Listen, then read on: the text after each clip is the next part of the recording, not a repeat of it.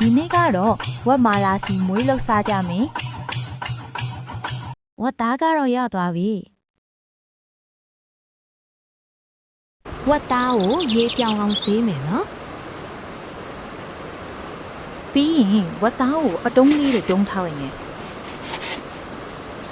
ဒါပြီးရင်တော့ဒန်အိုးလေးကိုစီချမယ်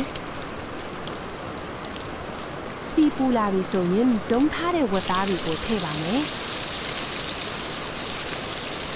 ပြီးရင်နည်းနည်းပါးပါးမှွေထားလိုက်ရအောင်အရသာအတွက်မာလာမှုတ်ပြီးရင်ငရုတ်သီးမှုန့်နဲ့လမ်းတော့ကိုရောထားလိုက်မယ်ရသွားပြီဆိုရင်အိုးထဲကိုထည့်မယ်ဒါပြီးရင်အသားမုန့်ထည့်မဆာလာမုန့်ထည့်ဖို့လည်းမမေ့နဲ့နော်